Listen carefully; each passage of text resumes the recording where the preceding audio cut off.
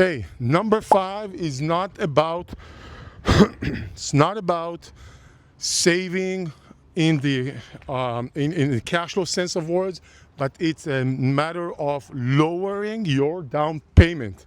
Let me explain to you what I mean.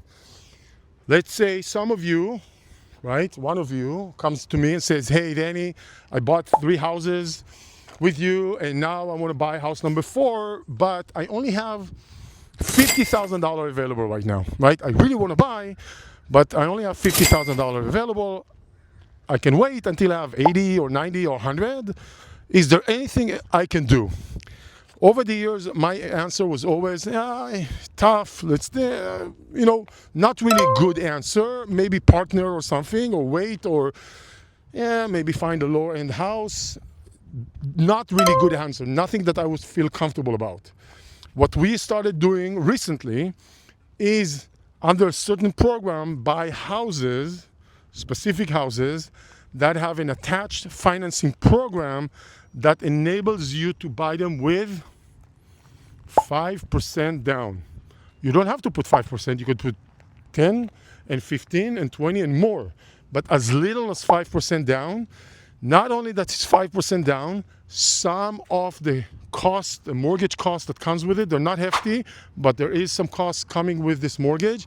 You can actually bundle it into the mortgage itself, so there is another little perk. This program is not for every investor, and it's not, may sound too good to be true, but what I want you to, I'm not going to go into the details, and if you want, you let me know and I'll give you the details.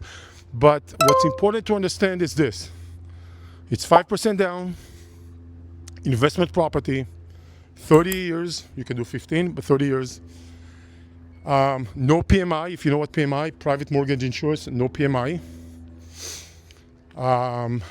And there's a few more criteria that you have they have to check, so it's not as simple as that. There's a few more things, not too complicated.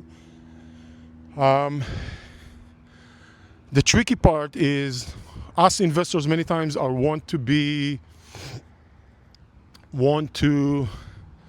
are intimidated by the cash flow, right?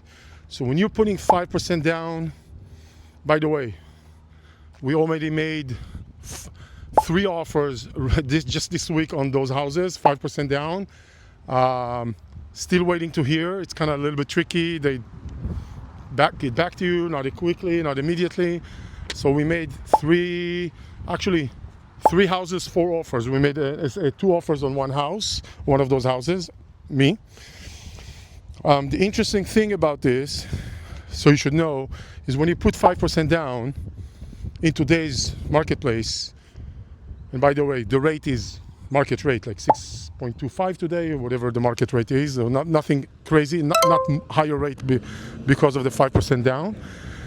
You should expect to be in a negative cash flow, not necessarily hefty one, maybe $200, maybe $300, maybe $400. Really depends on the house and the numbers, but you should. So if you're like saying negative cash flow, oh my God, I don't want to have a negative cash flow. Remember, 5% down. If you want to offset your negative cash flow, you probably can put 10% and you'll be in break even, and maybe 15% or 20%. You'll also be in a positive cash flow. So it is a possibility for those of you primarily that are looking to continue buying. You're not afraid of a negative cash flow, or you understand the negative cash flow, or you have the ability to put a little bit higher down payment than 5% and offset the negative cash flow. It's very flexible. It's not complicated. You just have to be ready for it. And it also, if I didn't mention it, it's also only relevant if you are an active real estate investor. If you are a beginner, or if you are a non-US based person, this program is not available to you, unfortunately. But if you are, like many of my clients, US based, you have at least an experience, you've owned a property for 2 years, a rental property, and you currently own it, this option may be available to you. So keep in mind, 5% down. This is not about cost or expenses cutting like I talked earlier, but more about how to continue investing with less funds, or when you have less funds. So this was 5% down, item number 5. So interestingly, let's move to the last item, item number 6.